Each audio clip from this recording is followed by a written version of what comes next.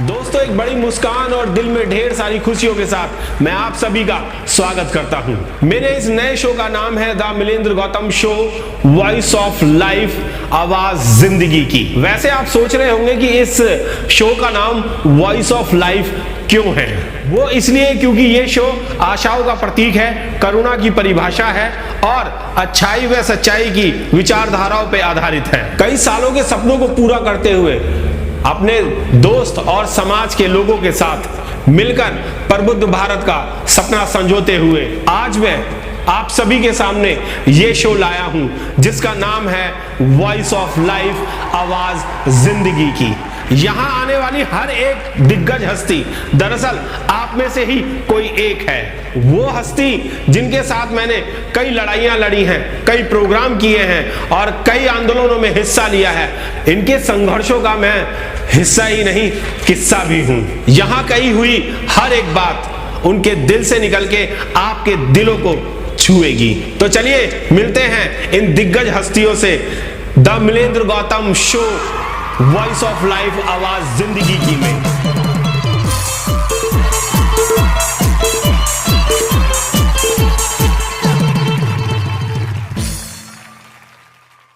मैं आपके सामने एक नया शो लाया हूं जिसका नाम है the Milendra Gautam show, voice of life, आवाज जिंदगी की। जी हाँ, आवाज जिंदगी की मैं इसलिए कह रहा हूं कि जितने भी बहुजन समाज के लोग हैं, उन बहुजन समाज के लोगों के पीछे का जो सच है, कुछ खट्टी, कुछ मीठी, कुछ हसीन यादें जो हैं, वो इस शो में लेके आया हूं। बिल्कुल निराश नहीं होने देंगे क्योंकि कोरोना ने बहुत लोगों को निराश किया है। और मैं आपको ये भी बता दूं कि ये जो बहुजन समाज के लोग हैं, ये वो दिग्गज चेहरे हैं जो आपको फेसबुक पे, यूट्यूब पे और गली मोहल्लों में और जितने भी आंदोलन होते हैं उनमें दिखाई देते हैं। और मैं आपको आज जो मिलवाने जा रहा हूं वो कुछ ऐसे चेहरे हैं जो आपने कई जगह देखे होंगे, कई लड़ाइयों में देखे होंगे, कई सारे संगठनों में देखे होंगे, कई सारे प्रोग्रामों में देखे होंगे और कई सारे लोगों के थप्पड़ बजाते हुए भी देखे होंगे। उनकी ही कुछ खट्टी मीठी बातें और कुछ चुलबुली बातें और कुछ मिशन से आधारित लेकर के बातें मैं लेके आया हूं। और आज मैं उन सब लोगों को मिला रहा हूं आपके सामने। जी हां, आवाज जिंदगी की। और आवाज हम जिंदगी की जो दिखाने जा रहे हैं वो दिखाने जा रहे हैं बहुजन समाज की उन भीम शेरनियों के नाम। तो आइए भीम शेरनियों से मिलाता हूं। और सबसे पहले मिलाता हूं मैं एक वो भीम शेरनी जिसकी दहाड़ और जिसकी ताकत और जिसकी आवाज एक दमदार है। दमदार तो हमारे सारे ही गेस्ट हैं, पर आज मैं आपसे मिलाता हूं पूनम अंबेडकर जी से। मेरे साथ बैठी हैं पूनम अंबेडकर जी। पूनम जी, जय भीम, नमो बुद्धाय। जय भीम, नमो बुद्धाय। एडवोकेट रजनी बौद्ध जी। रजनी बौद्ध जी, जय भीम, नमो बुद्धाय। आपका स्वागत है। नीलेश सागर निडर जी। निडर जी, आपका भी बहुत बहुत स्वागत है हमारे शो में। एडवोकेट शशि बालाजी। शशि बालाजी, आपका भी बहुत बहुत स्वागत है। तो आज हम शुरू करते हैं अपना ये शो। मैं स्वागत करता हूं इन सभी भीम शेरनियों का जो कि आज हमारे शो में आए हैं the Milendra Gautam show, voice of life, आवाज जिंदगी में। आप सभी का स्वागत है। पूनम जी, आप भीम शेरनी के नाम से आप चारों ही महिलाएं जो हैं वो जानी जाती हैं और बहुत सारे किस्से ऐसे हैं आपके जो आप चारों एक साथ मिलकर के पूरे देश में आपने दंग मचा रखा है और पूरा बहुजन समाज जो है वो आपको सर आंखों पे रखता है। उसका क्या कारण है? मिलेंद्र जी, वैसे तो कोई बड़ा कारण नहीं है, बस हमने अपने महापुरुषों को पढ़ लिया। तो महापुरुषों को पढ़ने के बाद क्या इस तरीके से एनर्जी आ जाती है, ऊर्जा आ जाती बिल्कुल है? बिल्कुल, उनके विचारों में इतनी एनर्जी है कि अंदर से जोश उत्पन्न हो जाता है।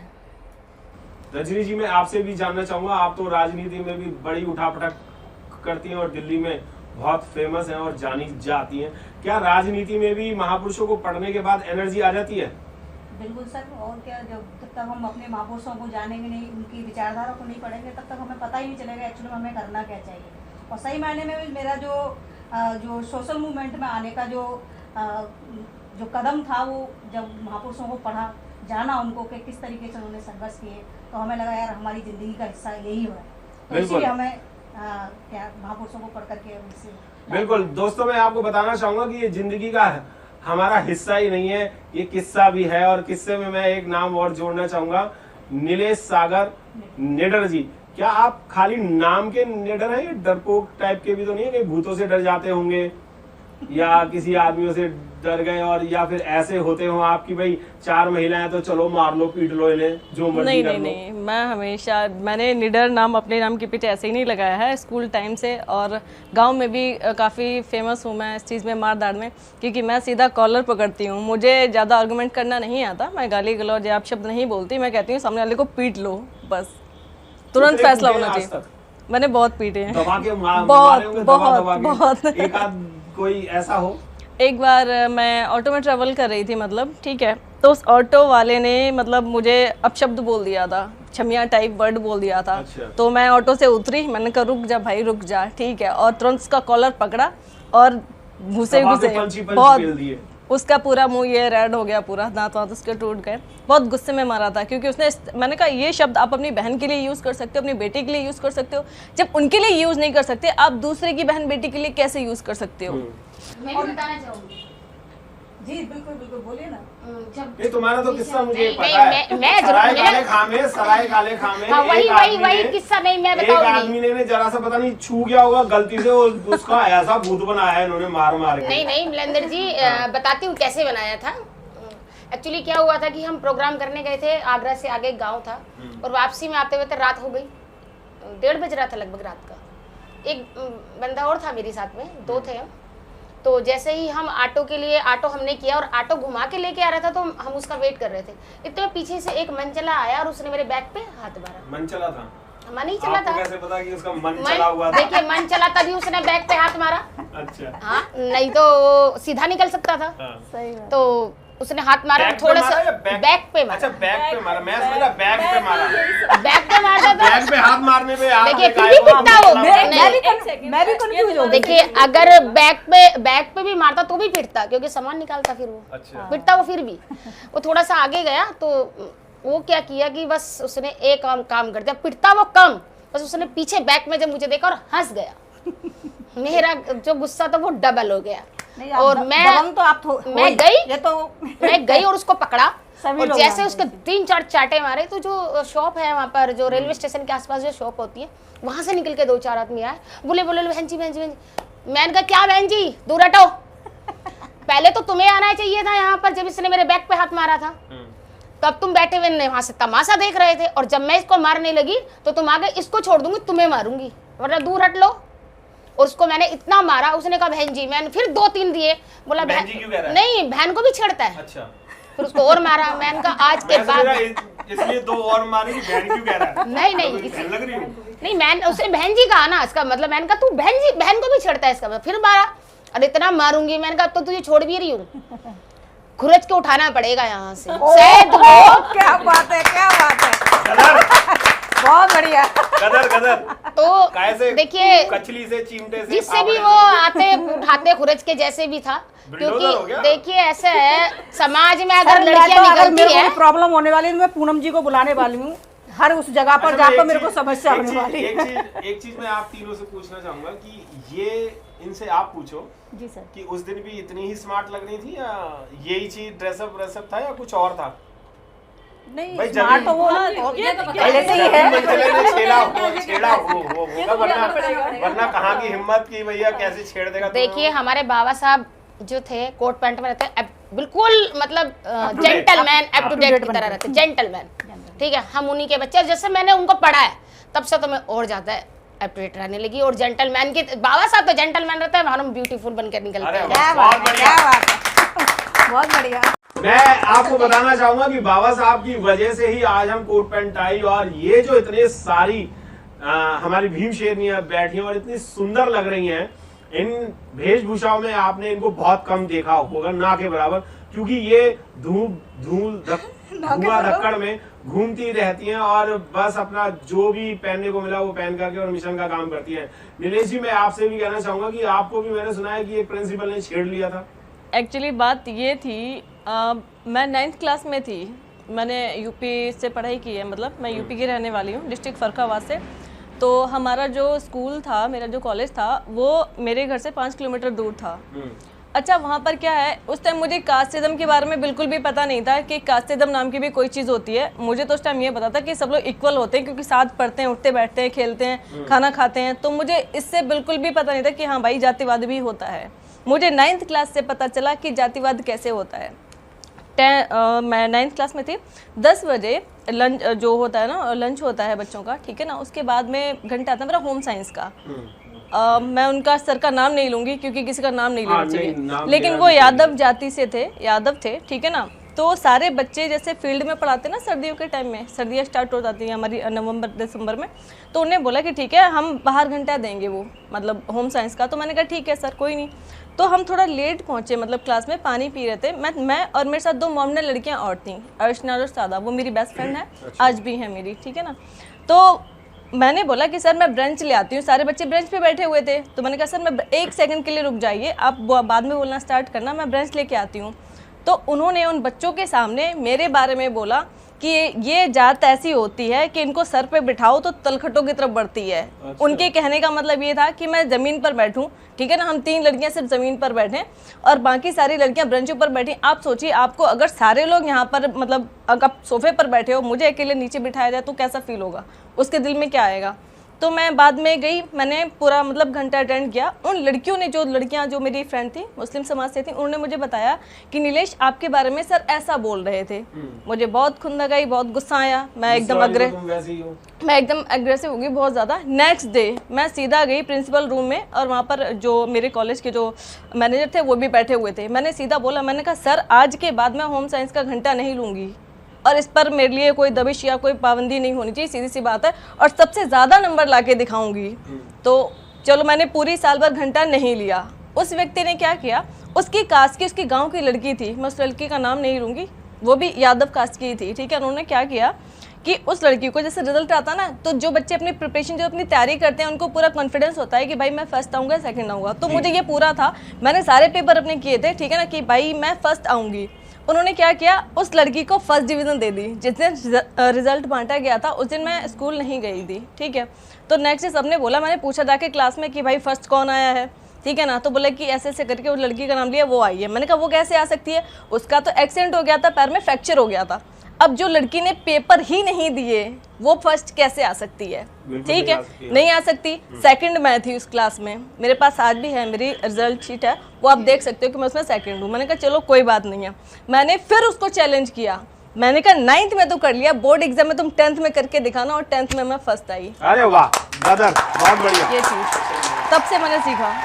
10th क्लास में आप आए फर्स्ट पे? जी जी, मैं 10th क्लास में फर्स्ट आई और मैंने पूरे गांव को, पूरे टीचरों को, सबको लड्डू बांटे, सबको मिठाई खिलाई और सारे लोगों ने मुझे बहुत अप्रिशिएट किया कि हाँ। और मेरे जो यादव सर ही थे, दूसरे वाले जो थे मेरे गांव के पास में रहते, उन्होंने मुझे बहुत अप्रिशिएट किया कि नीलेश मुझे तुमसे उम्मीद नहीं थी, और वाकई में तुमने जो बोला, मतलब जो प्रिंसिपल के सामने, प्रिंसिपल रूम में सब टीचरों के सामने, वो तुमने करके दिखाया है, मैं तुम पे बहुत प्राउड करता हूँ। लेकिन बेटा सारे लोग एक जैसे नहीं होते। मैंने कहा सर एक जैसे नहीं होते, लेकिन इस कहावत जो बोली है उन्होंने कि इस जाति को मतलब सर पे बैठाओ तलखटों की तरफ बढ़ती, इसका मीनिंग क्या है, वो मीनिंग मेरे आज तक समझ में नहीं आया। तब से मैंने समझा कि हाँ भाई कितना कास्टिज्म है, कितना जातिवाद है, क्योंकि सिर्फ इस वजह से। और फिर वहाँ पर क्या हुआ कि मेरी डेट ऑफ बर्थ चेंज कर दी गई उसी दौरान। 9th में आप जब आपका मतलब पेपर देते हो ना, तो उसका वो होता है रजिस्ट्रेशन में मेरी डेट ऑफ बर्थ चेंज कर दी गई। रजिस्ट्रेशन में मैंने उसके लिए काफ़ी आवाज़ उठाई, लेकिन उसका कुछ नहीं हुआ। 3 साल ज़्यादा बढ़ा दी मेरी डेट ऑफ बर्थ। रजिस्ट्रेशन में छोटा कर दिया, बड़ा कर दिया? बड़ा कर दिया एक ज़्यादा, ताकि मैं जॉब ना कर पाऊँ, मतलब मैं जॉब मतलब गवर्नमेंट जॉब वगैरह ना कर पाऊँ, मैं पीछे रहूँ हर चीज़ में, इस वजह से। आपकी गवर्नमेंट जॉब जो है वो 3 साल पहले छोड़ दे। हाँ हाँ, मतलब इस तरह से। अच्छा तो था यार, कम से कम इतने सालों तक, मतलब कि कम करने की बजाय उसको ज़्यादा बढ़ा दिया। नहीं, लेकिन ये गलत है ना, इसलिए गलत। अगर कोई बच्चा पढ़ने में होशियार है, चाहे वो किसी भी कास्ट से मतलब नहीं होना चाहिए भाई, हम तो बराबर फीस दे रहे हैं, तो हमें इक्वलिटी की बात करनी चाहिए ना भाई। ऐसा तो नहीं है कि वो यादव है या फिर मतलब किसी और जाति से हैं तो वो ज्यादा फीस दे रही हैं, या तुम्हारे घर का है तो तुम ज्यादा कर रहे हो। बाबा साहब ने भी तो अधिकार दिए ना महिलाओं को, उनने किसके साथ में जातिवाद किया, उनने भी तो सबको बराबर अधिकार दिए ना, कि सारे पढ़ो, आगे बढ़ो, हर चीज के राइट्स दिए बाबा साहब ने। बाबा साहब ने एक जाति को नहीं दिया था, हर जाति के लिए और हर वर्ग के लिए किया था। बिल्कुल, सर्व समाज की महिलाओं के लिए बाबा साहब ने किया है। लेकिन इन लोगों की घटिया सोच का हम कुछ नहीं कर सकते। अच्छा, यानी कि आपने इस तरीके से मारा था। मैं तो समझ रहा पेल दिया होगा पकड़ के, दह गुजरण मारे होंगे। आप सुनाओ। सर जैसे ही मेरी शादी हुई 2007 में और 2008 में हमने गाजियाबाद सिविल कोर्ट में बैठना शुरू किया। तो पहले चैम्बर वगैरह कुछ नहीं थी, जो आप गए थे जिस चैम्बर पे, वो जगह भी नहीं थी बैठने के लिए। मैं उसके नीचे रोड पे बैठती थी, वकील साहब भी, दोनों हम टेबल डालकर उस पर बैठते थे। थोड़ा सा जोर से बोलो, आपकी तो आवाज में दम है। बिल्कुल। और फिर हुआ ये कि जैसे ही वो था वहाँ डीएम का आदेश आ कि आप यहाँ से ऑन रोड सब हटेंगे, अतिक्रमण हो रहा है यहाँ पे। तो उन्होंने कहा कि आप सब हटाओ। तो वहाँ नगर निगम की गाड़ी आ गई कि जो भी ऑन रोड बैठे हुए उनके सामान भर के लेके जाओ, किसी का नहीं छोड़ना। तो मैंने क्या करा, अपनी टेबल उठा के और चेयर उठा के बाउंड्री के अंदर एक पेड़ के नीचे बांध दी। तो वहाँ पे एक था, वर्मा था एडवोकेट, उसने कहा हटा इसे, अभी यहाँ नहीं रखोगे इसे। मैं, ऐसा है वकील साहब, ऐसा है कि मैं कल हटा लूँगी, आज थोड़ा सा प्रॉब्लम है, कल हटा लूँगी, कल आपको कहने की ज़रूरत नहीं पड़ेगी। तो उसने मुझसे ये कहा, अगर किसी और की चैम्बर पे रख दिया होता ना ये टेबल या चेयर, तो अब तक मुंह पे थप्पड़ पड़ गया होता। और मिलेंद्र जी, ये मेरी सबसे बड़ी कमजोरी समझा है कुछ भी, कि मुझे किसी ने ये कह दिया ना कि थप्पड़ पड़ गया होता, तो मैं बर्दाश्त नहीं कर पाती, मैं सीधा पहले मार देती हूँ। Very good. सीधी बात है मेरी। उसके बाद बात करते हो आप? बिल्कुल। तो मैंने कहा मैं, अच्छा मारते कैसे हुई? कोनियों से? बिल्कुल कोनियों से दबा के बिल्कुल मारते बिल्कुल। हैं। अब थोड़ा सा वो चेंज हो गया। अच्छा, अब हाँ। कोनी से हाथ ऊपर आ गया है। बिल्कुल बिल्कुल। अब हुआ ये कि मैंने, वकील साहब कहने लगे कि इसका क्या कर सकते, कुछ भी नहीं। मैं, ऐसा आप कुछ नहीं करोगे, ये लड़ाई मेरी है, इसने मुझसे कहा है, अगर आज आप होड़ लोगे मेरा पक्ष लोगे तो कल मैं कमज़ोर पड़ जाऊंगी, मुझे आदत पड़ जाएगी हमेशा आपकी, आप साइड में रहोगे, ये लड़ाई मेरी है, मैं इसे अपने आप तमीज़ सिखाऊंगी। मैंने एसएसपी के यहाँ पे उसकी रिपोर्ट करी, डीएम के यहाँ की, और बार में मैंने उसे एप्लीकेशन लिख के दी उसके खिलाफ़ कि जी इन्होंने मेरे साथ ऐसा किया है। अब वो बार वाले जो थे, वो जो सचिव थे, वो गुजर जाति से थे, अब वो फिरकी लेने के चक्कर में थे मेरी। अब उन्होंने कहा कि मैं, जब मेरी एप्लीकेशन पे एक्शन नहीं हुआ, उन्होंने कहा मैडम जी कौन सा वकील है, हम 3-4 बार देखे आए, मुझे तो मिला नहीं वो, और अगर ऐसी आपकी कोई प्रॉब्लम है तो उसकी ईंट मारना, गाली देके उन्होंने बोला। अच्छा। उसके ईंट मारना, जब सीट फूट जाएगा अपने आप आ जाएगा, पता पड़ जाएगा कि कौन सा था जिसने बदतमीजी करी। यानी वो आ नहीं रहा था वो? हाँ, वो नहीं पहुंच रहा था, वो बार बार शिकायत पे पहुंच नहीं रहा। जी जी। मैं, सर आपने गलत कमेंट कर दिया और गलत इंसान से कर दिया, सोच लेना आप कि यार मैडम जी जो करना कर लेना, जाओ। मिलेंद्र जी, मेरी 2-3 गालियां हैं, बहुत मतलब अजीब सी, फेमस थी। अब मैं ठीक है, मैं उस देना जरा 2-4 गाली देखे तो सही, अगर ज्यादा खराब होगी तो टू कर देंगे हम, कोई बात नहीं। सिर्फ मेरी वो ज़्यादा फेवरेट सी गाली है। हाँ, तो मैंने उसे सीधे आई, मैंने डायरेक्ट बोला, मैं अब रुक, अब तुझे तमीज़ सिखाती हूँ, गाली देके बोली मैं। गाली तो हाँ, अब मैंने उसे सीधे कहा, मैं उल्लू के पट्टे रुक, अब तुझे बताती हूँ मैं। ये कोई बड़ी गाली है? नहीं, मैं देखिए, दरअसल बात ही गाली है, दरअसल वो नहीं बता सकते, है ना। नहीं, मैं यही बोलती हूँ सीधे, गाली बस यही है, उल्लू के पट्टे रुक, अब तुझे तमीज़ सिखाऊंगी बढ़िया वाली। भड़वे नहीं ना, ये शब्द ना, ये बिल्कुल। मैडम, अगर किसी रेपुटेड आदमी को और किसी एक संस्था का कोई मेंबर हो, उसको अगर आपने उल्लू के पट्टे भी कह दिए तो बहुत बड़ी बात है। हाँ, नहीं, मैंने उससे सीधे कहा, और वो बाउंड्री के इस साइड में था और मैं बाउंड्री के इस साइड में थी। मैंने सिर्फ उसे उंगली से यही कहा, नहीं बचा नहीं, मैं उल्लू के पट्टे रुक, और मेरी चेयर यही रहेगी, तेरे में हिम्मत है तो खोल के दिखा। कहने लगा अच्छा अभी बताता हूँ। मैं दूर से भाग के आई और मैंने भाग कर सीधे बाउंड्री पार करी। क्या बात है। अब बाउंड्री पार करने के बाद उसने देखा कि बहुत मतलब गुस्से में, अब तेरा भुर्ता बनने वाला है, और वो भागने लगा। और उसके एक भाई और था, सीनियर एडवोकेट, जिसकी बार में बहुत अच्छी चलती थी। एक उसका और भाई था, वो मुंशी था। मतलब 3 भाई एक साथ एक ही उसमें थे वो। अब जैसे ही दबंगई नजर आ रही है सर। उसमें जब वो भागा, मैंने ईंट उठाई, उसके बहुत तेज मारी। बढ़िया, उस सिर में उसकी नहीं लगी, लेकिन उसकी यहाँ रपस के लगी, बढ़िया, बहुत तेज लगी। और वो भाग एकदम से, मैं तुझे छोड़ने वाली नहीं हूँ। तो जब आप नई जगह बैठते हो ना मिलेंद्र जी, तो आपको जो ना हर कोई अगर कुत्ता भी जा रहा होगा ना तो वो कहेगा हटे यहाँ से, मेरी जगह है। तो मुझे जब भी कोई आता था ना, कोई भी वकील आता था, एडवोकेट आता था, वही मैडम जी आपने यहाँ टेबल किससे पूछ के डाली? मैं सर मेरा काम है, तो मैं कहीं जगह नहीं मिलेगी तो मैंने तो डाली है। आप जानते हो मुझे कौन है? मैं नहीं जी, क्योंकि थोड़ा सा नई बैठी हुई थी कि मैं बार का अध्यक्ष हूँ। जो भी आता था वो यही बोलता था कि मैं बार का अध्यक्ष हूँ। अब जब मुझे गुस्सा आ रहा था उस टाइम, जब मैंने उसे पीटा था, अब वो फाइल दबाया उसने और वो भाग लिया बार की तरफ। मैं रुक, तुझे भागने तो मैं भी नहीं दूंगी। और मैं आपको ये भी बता दूं कि जहां हम बैठते हैं ना मिलेंद्र जी, उस सीट से इधर को आप गेट की साइड में चलोगे, सारे अपनी कास्ट के बैठे हुए हैं, लेकिन किसी की ये हिम्मत नहीं हुई कि कोई या तो मुझे आकर रोके या कोई मेरे पक्ष में आकर कहे कि आपने ऐसा गलत काम किया क्यों। अब वो वकील साहब से कह रहे हैं, वकील साहब रोको मैडम को, नहीं तो आज इसका मैटर करेगी बढ़िया वाला। मैं छोड़ूंगी तो मैं भी नहीं। एक थप्पड़ इधर से दिया तो दूसरा आ गया, वो दूसरा उसमें लगा तो वो भी भागा चला गया। अब वो अपनी फाइल फेंके, उधर से वो अपनी फाइल फेंके, और वो भागता गया तो बार में गया।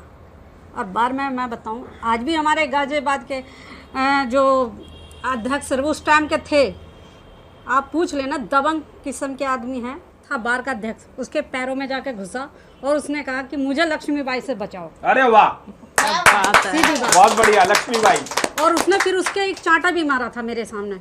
और मैं ये बता रही हूँ कि मिलेंद्र जी, जिस जगह मैं अपनी चेयर बांध रही थी पेड़ के नीचे से, उसने अपना चैम्बर बेचा। तो वो जो आपको जगह, जो अभी आप जो बता रहे थे कि नई जगह पहुंच जाए तो कुत्ता भी हटाने की कोशिश करता है, तो वो जगह आपके पास अब है? आप उस कोर्ट में अभी भी बैठते हैं? चैम्बर है? अब तो 2 चैम्बर है। अरे वाह, ये हुई बात। जो हटाना चाह रहा था कम से कम चैम्बर तो है। मैं इसी बारे में एक चीज़ बताना चाहूँगा कि ये जो किस्से हैं आपके, इस किस्से में कुछ बैग हटाए गए, कुछ कॉपियाँ हटाई गई, कुछ बेंचें नहीं आई। जब इन लोगों को, बहुजन समाज की महिलाओं को, गर्ल्स को इतनी सुविधाएं मिलती पूर्ण तरीके से, तो शायद आज शशि बालाजी जो हैं वो एडवोकेट शशि बालाजी हैं, और अगर और पढ़ने को अच्छी तरीके से मिलता तो शायद हो सकता है डॉक्टर या साइंटिस्ट वगैरह होती। और आपके लिए, इस बात के लिए हैट्स ऑफ है कि आप इतनी गलत परिस्थितियों में भी, यानी कि आपके साथ इतने गलत भेदभाव किए जाते थे, उस पर भी आपने ग्रेजुएशन भी की हुई है, लॉ भी की हुई है, और भी आगे बढ़ रहे हैं आप लोग। तो इसके लिए मैं तो आप सभी को ये कहना चाहूँगा कि अगर दिल में चाह है तो आप किसी भी रास्ते को 1 मिनट में पार कर सकते हैं, और दिल में चाह नहीं है तो मोटरसाइकिल क्या, BMW में भी अगर आप बैठेंगे तब भी उस मुकाम पे नहीं पहुंच पाएंगे। जी, आपके साथ भी ऐसा बहुत होता है? मेरे साथ तो जब मैं गांव में पढ़ने के लिए, क्योंकि मैं शुरू से ही हेल्दी थी, लाइव भी बहुत आ जाते हो, बिना थप्पड़ के ही आदमी का भूत। मैं अपने गांव की बात बता रही हूँ फिर से। मैं 9th-10th क्लास की बात कर रही हूँ। मैं शुरू से हेल्दी रही हूँ, गोलू मोलू सी, मतलब काफ़ी मोटी थी। तो साइकिल से जब जाते थे ना, तो हमारे यहाँ पर क्या है, OBC लोग रहते हैं, शायद गंगवार लोग OBC में आते हैं। तो अक्सर के वो लोग, जब भी हम साइकिल से जाते थे तो पता क्या बोलते थे, बूढ़ी हो गई हैं और अब पढ़ने जा रही हैं, इनका इतना वजन हो गया, मतलब गलत तरह से उसको पेश करना, गलत तरह से, ठीक है ना, ये सब करने की क्या ज़रूरत है, हीरोइन बनना है, क्या बनना है, इस तरह से आर्ग्यूमेंट बहुत होते थे। और अभी भी जब मैं लाइव आती हूँ, मैं किसी भी चीज़ को लेकर, मैं पहली बात तो किसी गलत टॉपिक पर कभी बात नहीं करती, मैं तथ्यों पर बात करती हूँ, लेकिन उसका जवाब देने की बजाय लोग मुझे गालियाँ देते हैं। तो तुम्हारी गालियाँ मेरे चिपट नहीं रही हैं, ना मुझे उससे कोई फ़र्क पड़ता है। क्योंकि जब माँ सावित्री बाई अपने घर से निकली थी हम लोग को पढ़ाने के लिए, जिन्होंने सबसे पहला महिला स्कूल खोला था हमारे लोगों के लिए, तो उन पर तो कीचड़ गारा फेंका जाता था। अब उनकी जीवनी पढ़िए, उनका संघर्ष पढ़िए, फिर आपको पता चलेगा। हमें तो कुछ भी नहीं है। बहन मायावती को लोग कितना अपशब्द बोलते हैं, कितना गाली गलौज करते हैं, कितना अपमानित करते हैं, लेकिन क्या फ़र्क पड़ता है?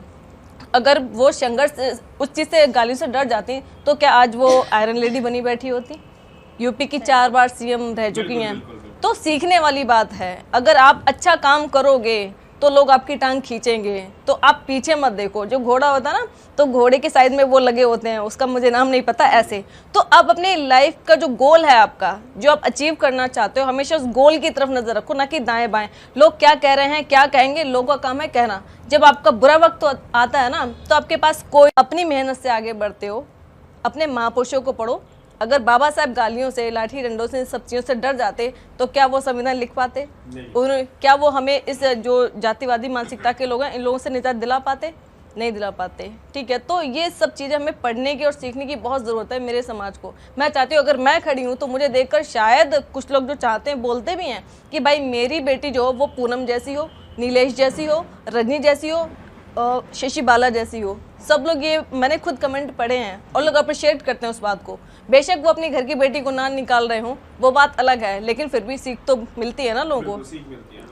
है सर, मैं भी कुछ कहना चाहूँगी। अब जैसे तीनों बहनों ने बात कही है और मेरी भी बातें कुछ कुछ मिलती जुलती सी लग रही है। जैसे बचपन की इनकी बातों को सुन के मेरे को भी अपना एक किस्सा याद बचपन की बात 55 में होगी, पर अभी तो 55 का कोई भी नहीं है, अभी कोई 55 का नहीं है। बोलो बोलो बोलो। अभी सर 19 के हो गए।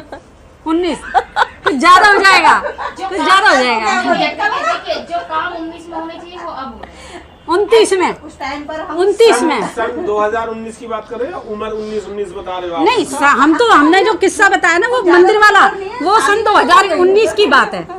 आप बताइए अपना किस्सा बताइए आपका क्या। मैं ये बता रही थी, जैसे अभी तीनों बहनों ने अपनी अपनी वो बात बताई कि अपने जो स्टडी के टाइम पे इनके साथ कैसे कैसे इन लोगों ने स्ट्रगल का। तो ऐसी स्टडी के टाइम पे मेरे पास साथ भी ऐसा ही हुआ था एक वाकया। एक्चुअली आप सभी लोग जानते होंगे कि स्कूलों में SUPW कैंप लगता था। याद है ना? तो उस SUPW कैंप वो करीब 5 दिन का होता था। अब 5 दिन में क्या है कि शुरुआती दौर में तो वो क्या करते थे, स्कूल की सफाई करो, हम सफाई में लग जाते थे। नीचे वो गोबर से उसको लीपा पोती करने का काम वो भी किया हम लोगों ने। अब लास्ट वाला दिन जो आता है, एक दिन आता था अपना जो परफॉर्मेंस जो आपने काम किया उसको हम दिखाते थे कि सर ये किया, और कुछ चार्ट वार्ट होते तो दिखा रहे थे उनको। तो जब लास्ट वाला दिन आता वो आता खाने का, जिस दिन हम लोगों को भोजन बनाने होते हैं हर ग्रुप को, और अपना भोजन बना करके पेश करना होता है प्रिंसिपल के सामने। हाँ, तो उनको बताना होता है कि आपके कितने नंबर आए, आपका खाना अच्छा बनाया नहीं बनाया। हाँ, होम साइंस का। तो लास्ट वाले दिन क्या हुआ, हमारे जो फादर हैं वो एक्चुअली उन्होंने भी महापुरुषों को पढ़ाया, मान्यवर साहब को खूब अच्छे से पढ़ाया। उन्हें पता था कि तुम्हारे साथ यहाँ गड़बड़ होगी, जब खाने बनाने का टाइम आएगा तो तुम लोगों के साथ वहाँ पर भेदभाव होने की संभावना है। पर लेकिन मैं आप लोगों को बता दूँ बेटा, अगर आप लोगों को अगर वो काम करने से रोकें और आपको मतलब खाना बनाने से रोकें, तो आप सीधी प्रिंसिपल के पास जाना सारे जने और उनको बोलना सर कि हमें ये खाना बनाने नहीं दे रहे। तो वहाँ पर क्या है कि वही जाति भेदभाव, जैसा भी नीलेश जी ने बताया, तो वो जाति भेदभाव हमें उस दिन से हमें महसूस हुआ, उससे पहले हमें बिल्कुल भी महसूस नहीं हुआ, क्योंकि वो पहली घटना थी और हमारे फादर जो है उन्होंने हमें बता दिया था कि ये सब होने वाला है। तो हम पूरी तरह से प्रिपेयर थे इस चीज़ के लिए। मैंने कहा अगर ऐसा हुआ ना, इनको सही से पेलेंगे, क्योंकि हमें लगा हमारा बैग एकदम मजबूत था, तो हम बड़े खुश थे। अगर ऐसा हुआ ना तो हम लोग 4-5 बहन भाई थे चाचा ताऊ के, तो सारे हम एक ही स्कूल में पढ़ते थे। मेरे को भी एक किस्सा नहीं सर, मैं अभी एक को कंप्लीट करती हूँ, मैं आपको बताऊँ। हाँ बिल्कुल याद आ रहा है। तो सर वो लास्ट वाला दिन जैसे मैंने बताया, आप सभी लोग जानते हो कि उस दिन खाना बनाने का वो होता है कंपटीशन, तो वो हमने किया। और जब खाना बनाने की हमारी बारी आई तो मैंने अपनी एक मेरी सहेली थी, वो लेकिन ठाकुर जाति से थी, मैंने उसको बोला, मैंने कि यार तू ये आटा गूंद रही है, आटा मैं गूंद देती हूँ, तू और कोई काम कर ले। तो कहने लगी नहीं नहीं रजनी, तू ये रहने दे, मैं कर लेती हूँ। तो ऐसा कर, पानी जो बाहर छिड़कना ना, पानी छिड़क दे बाहर। मैंने कि ऐसा है, सुन पानी छिड़केगी तू, 2 दिन से मैं पानी छिड़क रही हूँ, मैं क्या छिड़कूँ, मैं आटा गूंदूंगी और तू चुपचाप जाके बाहर पानी छिड़क। उसने मुझे नहीं गूंदने दिया आटा, उसको उसे पता था ये लोग हाथ लगाएंगे तो अछूत हो जाएंगे, हम लोग कैसे खा पाएंगे इस खाने में से। हाँ, तो मतलब हमें उस काम पे लगा के रखते थे जिससे उनको कोई टच करने की जरूरत नहीं पड़ती थी, उस काम पर लगा कर रखते थे। पर लेकिन हम तो माइंड सेटअप करके गए। मैंने कहा हम फिर सीधे वहाँ से प्रिंसिपल के पास चले गए। हमने कहा सर ऐसे ऐसे मामला है, अब देखिए सर हमें ये काम नहीं करने दे रही, खाना बनाने में हमारी भागीदारी नहीं रहने दे रही। तो कहने लगे कौन है कि ये हैं, बुला के लाओ। तो उन्हें बुलाया, उनको भेजा। कह रहे आप, फिर प्रिंसिपल भी बड़ा वो सवर्ण समाज से था वो भी, अब वो भी बड़ा शाना, उसने क्या करा, एक एक करके हमको दोनों को एक साथ बैठा करके बात नहीं पूछी, एक एक करके पूछे। हाँ, कि तुम्हारी क्या समस्या, तुम्हारी क्या समस्या है। तो उसने बता दिया। तो फिर हमको समझाने लगे कि ऐसा करो बेटा, ऐसी कोई बात नहीं है, ये कर लेने दो इसको काम, तुम क्यों परेशान होती हो।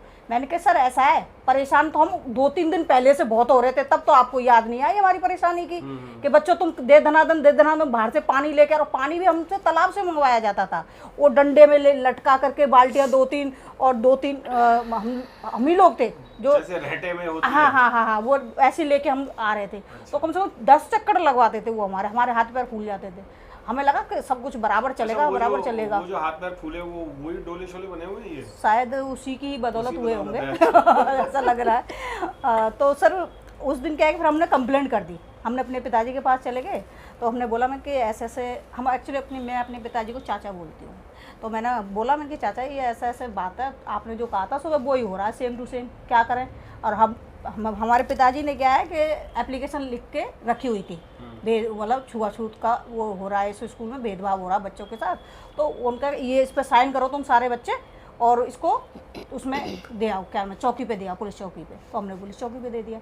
वहाँ से तुरंत पुलिस वहाँ पहुँची, वहाँ उस पुलिस ने फिर वो और आगे पहुँचा दी कि ऐसा मामला, मतलब गंभीर मामला बनता जा रहा। तो हमने क्या है कि हाई अलर्ट कर दिया था। करीब 15 बच्चे थे हम, 10-15 बच्चे तो पूरे, जिसके साथ नहीं हो रहा था वो भी हमारे साथ आ गए थे कि भाई जब एक के साथ हो रहा था समझो हमारे साथ भी होगा आगे चल के। तो वो सब लोग हमारे साथ खड़े हो गए थे। तो प्रिंसिपल का के मतलब खूब गिड़गिड़ाने लगे, हमारे माता पिताओं को भी बुला लिया। उन्होंने कहा भाई आप अपने बच्चों को समझाओ, ये सब माहौल ख़राब होगा, स्कूल की इनकी बच्चों की पढ़ाइयाँ ख़राब होंगी, हो सकता है या ये 10th क्लास में बोर्ड की। जातिवाद वहाँ से खत्म हुआ या नहीं हुआ आपके? खत्म नहीं हुआ। मैं ये बताना चाह रही हूँ कि मतलब बाबा साहब का दिया हुआ जो अधिकार है, उस अधिकार में कितनी ताकत थी, उस चीज़ को मैं यहाँ पर बताने की कोशिश कर रही हूँ। उस टाइम पर हमें वाकई में एहसास नहीं था, लेकिन फादर ने जिस तरीके से हमें रास्ता दिखाया, उस टाइम पर पुलिस आई और पुलिस को हमने सारी बातें बताई। तो वो प्रिंसिपल भी हमको कह रहा है ये तो आस्तीन के सांप हैं, हम लोगों के लिए वर्डिंग यूज की थी उसने, ये लोग तो आस्तीन के सांप हैं। मैंने कहा हम आस्तीन के सांप हैं, तो मैंने कहा तुम कौन हो, तुम अजगर हो, इसका मतलब हमें डसने के लिए बैठे हुए। तो फिर पुलिस वाले आए, तो फिर उन्होंने एफआईआर जो हमारे लिखवाई थी वो एफआईआर दर्ज भी हुई, और उस प्रिंसिपल का मतलब ट्रांसफ़र हुआ वहाँ से। बहुत बढ़िया। और उस प्रिंसिपल का ट्रांसफ़र करके उनको सबक सिखाया। जो नया प्रिंसिपल आया तो उसने कहा कि ये इस बात है बिल्कुल नहीं निकल के आनी चाहिए, इससे क्या है कि हमारे स्कूल का भी नाम खराब होता है, हम लोगों की भी परेशानियाँ आ जाती हैं। तो उसके बाद से सर मतलब कोई भेदभाव नहीं, सब डंके की चोट पे। अब सब लोग डरने भी लगे थे, कह रहे भैया इनसे बच के रहो, ये तो तुरंत। आपको ये भी बताना चाहूंगा कि ये बाबा साहब डॉक्टर BR अम्बेडकर जी का ही एक मंत्र समझ लीजिए, या एक जादू की छड़ी समझ लीजिए, जो उन्होंने घुमाई और हर जाति बिरादरी के सभी लोगों के, हर वर्ग के लोगों को एक ऐसा उन्होंने मूल मंत्र दिया कि आप अपना अधिकार, अगर आपको नहीं मिलता है तो आप अपना अधिकार छीन सकते हैं। और रजनी बौद्ध जी ने वही काम किया कि जहां अधिकार नहीं मिल रहा था आटा गूंदने का, और वो जातिवाद पे कर रहे थे, तो बाबा साहब का अधिकार जो है, जो मूल मंत्र था कि अधिकार हमें नहीं मिले तो छीन लेना चाहिए, वही इन्होंने छीना। उसके नीलेश जी वो चूहे को चूमने का क्या वो था, चूहा चूमो ये क्या था, ये चूहे को चूहा भी चूमते हैं क्या? हाँ, पता नहीं क्या था इनका। एक्चुअली ये मैं एज नहीं बताऊंगी, ठीक है ना, किस टाइम की वो बात थी, लेकिन मैं आज भी सोचती तो मुझे हंसी आती है। एक्चुअली बताओ ना यार, पता तो चले। नहीं, मैं छोटी थी, ठीक है। एक्चुअली मेरे भाई की शादी हुई थी, छोटे भाई की शादी हुई थी, और उसकी साली आई हुई थी मेरे घर पे।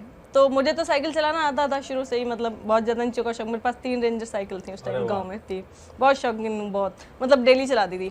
तो वो कहती थी मुझे साइकिल सिखा दो, तो मैंने कहा ठीक है। तो हम अपने घर से निकले, मेरा घर जो है गाँव के लास्ट में है, तो उधर से 2 लड़के आते थे।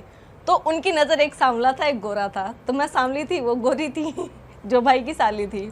मेरे भाई की सारी डेथ हो चुकी है, मतलब है नहीं इस दुनिया में। तो उस टाइम पर क्या था, तो उन लड़कों ने मुझे नहीं, उस लड़की को, क्योंकि वो शहर की थी, हम गांव के थे, मैं गांव में रही थी उस टाइम, तो मैं गांव की थी, मैं सूट सलवार पहनती, फ्रॉक पहनती, तो वो अच्छी लगती थी, क्यूट लगती थी। तो उस लड़की को लेटर दिया साइकिल सीखते सीखते, उसने बोला कि मैं तुम्हें साइकिल सिखा दूंगा इतने टाइम में। मैंने कहा भैया आप सिखा दो, कोई दिक्कत नहीं है। तो उसको लेटर दिया, लेटर में इसमें आई लव यू शैला भी इस तरह से कुछ लिखा हुआ था, लव लेटर दिया, तो उसमें लिखा हुआ था। तो मैंने कहा चलो, तो वो कैरी करी कि हम उनको ऐसा क्या गिफ्ट दे, है ना, जो वो याद रखें।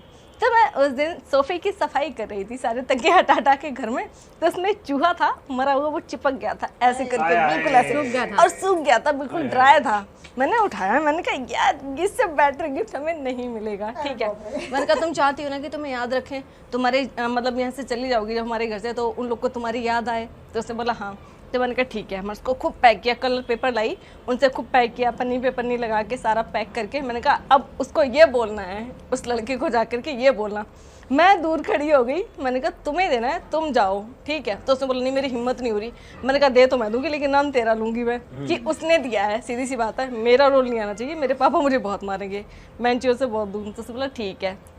मैं गई, मैंने बोला भैया वो ये लेटर ना उसने दिया है आपके लिए, ठीक है ना, इसमें ऐसा गिफ्ट है, आप पहले 10 बार चूमोगे हमारे सामने कम से कम, तो कल मैं 100 बार चूम लूँगा। मैंने कहा फिर तो और अच्छी बात है, हम दूर से देखें ठीक है ना। उसके बाद में से हमारे सामने ही खोलना है, ये नहीं कि घर पे जाके खोलो, इसको यहीं खोलना है, तब तो मैं दूंगी, नहीं तो नहीं दूंगी गिफ्ट। तो उसने बोला ठीक है। वो तो खुश हो गया होगा, वो यार, इतना ये खुश तो- हो रहा था, बहुत ज़्यादा तो खुश हो रहा था। उसने बोला थैंक यू सिस्टर, ये बोला चलो मैं ठीक है। मतलब सिस्टर क्यों बोला उसने? नहीं, लाइन वो दूसरे पे लाइन मार रहा था वो। नहीं वो कह भी नहीं है, देखो मेरा नहीं था, अच्छा तुम्हारे वाला था वहां पर भी।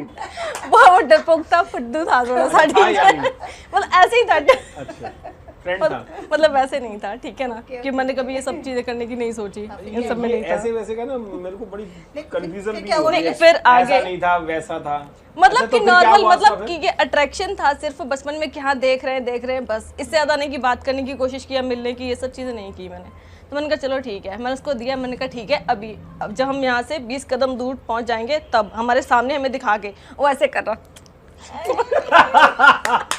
तो 100 बार चूमा है, 10 बार। मेरी उसने बहुत बार चूमा है, तो उसने मतलब बोला कि अब मतलब खोलूं इसको, खोलूं। मैंने कहा हाँ ठीक है अब खोलो ठीक है।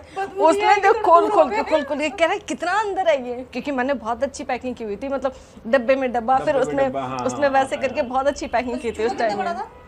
इतना छोटा सा था, छोटी वाली जब उसने खोला उसने कहा हम जो कैसे चला के खूब भाग। बहुत बढ़िया, बहुत बढ़िया। यानी तुमने चूहा चुमा दिया बिल्कुल। वो भी मरा वो इंसिडेंट बताओ में उसको लाइफ टाइम नहीं भूल सकती। जीते उसको इतना प्यार नहीं मिला होगा, पर आपकी वजह से उसको मरने के बाद, सूखने के बाद, पापड़ बनने के बाद प्यार भी मिला। उसे प्यार मिला। ये तो मतलब बहुत उसे अच्छा। चूमा गया, सोचिए आप।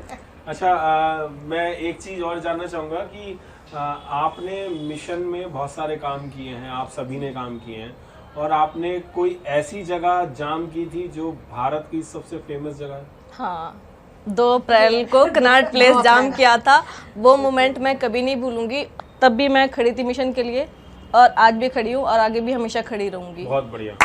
ये निडर हो आप लोग इसीलिए, और भीम शेरनी और बाबा साहब को जानते हो, उनको समझते हो, मानते हो, तभी शायद आप इतने आगे तक भी पहुंच देखिए रहे हैं। बाबा साहब ने अपने 4 बच्चे कुर्बान किए हैं, किसके लिए? हमारे लिए, ताकि हम पढ़ सके, आगे बढ़ सके, हम फाइट कर सके।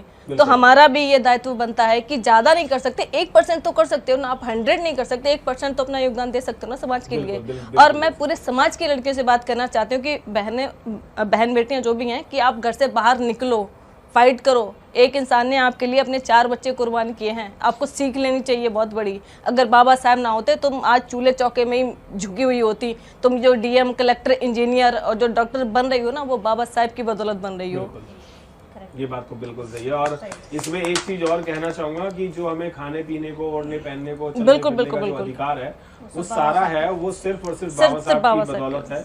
वरना 70 साल पहले से कोई भी ऐसे अधिकार महिलाओं को तो खासकर नहीं थे, पुरुष की तो बात ही कपड़े छोड़ो, पहनने महिलाओं का को भी अधिकार नहीं था, कपड़े सर ढकने का बिल्कुल, अधिकार बिल्कुल नहीं था, अपनी चैन मर्जी की से और तलाक आदमी लेने का, का अपनी मर्जी से कपड़ा शादी ही करने एक का महिला अधिकार पहना नहीं करती था, थी, बस और मिलिंद उसके जी, अलावा नौकरी नहीं। करने का, मेरे पढ़ने तो का है। अधिकार मैं एक नहीं चीज था। और पूछना चाहूंगा, आप में से नॉनवेज कौन कौन खाता है?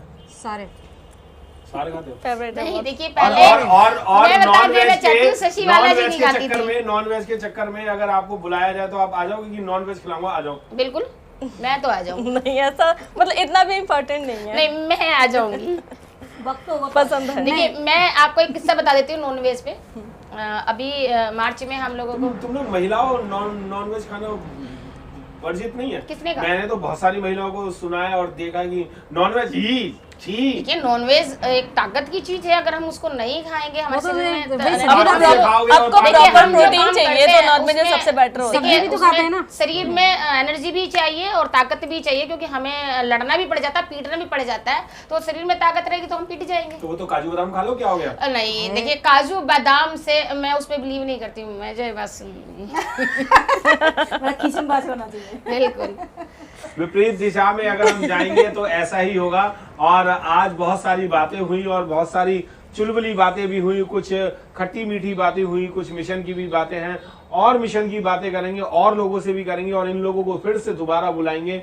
और हम आज आपको ये भी बताना चाहते हैं कि the Milendra Gautam show voice of life आवाज जिंदगी की जो है, उसमें हम आप लोगों की आवाज को इस शो में दिखाना चाहेंगे। और इस चैनल को आप जरूर देखें, और मैं आपको बताना चाहूंगा कि ये टॉप 85 टीवी पे देखा जाएगा और यू टीवी पे देखा जाएगा। और मैं आपको बता दूं कि जिस तरीके के हमारे ये भीम शेरनियां हैं, इनसे प्रेरणा लेकर के मैं खुद आगे बढ़ने की कोशिश करता हूं, और सभी को ये भी कहता हूं कि कम से कम हमारे महापुरुषों को पढ़ें, और महापुरुषों के साथ साथ पढ़ने के साथ साथ उन लोगों की जीवनी पढ़ने के बाद आप अपने ऊपर प्रैक्टिकल जरूर करें, क्योंकि आप अगर प्रैक्टिकल नहीं करेंगे तो आपको कोई भी बहला फुसला करके आपको दबा सकता है। और जितने भी हमारे महापुरुष जो हैं वो दबने वाले नहीं थे, इसीलिए आज वो जाने जाते हैं और हम लोगों को उस राह पे चलने की आदत भी पड़ गई है। तो हमारी इन पैरों को, इन कदमों को तो हमें रोक नहीं सकते आप। अगर रुकना है तो इस जातिवाद को हटाएं और इस जो आडंबर है इसको हटा करके एक समानता का मैसेज दें जो कि भाईचारा का है। आप बुद्ध के राह पे और भीम के मार्ग पे चलेंगे तो शायद आपका भविष्य उज्जवल ही होगा। जय भीम, नमो बुद्धाय। फिर से मिलते हैं द मिलेंद्र गौतम शो आवाज जिंदगी की वॉइस ऑफ लाइफ।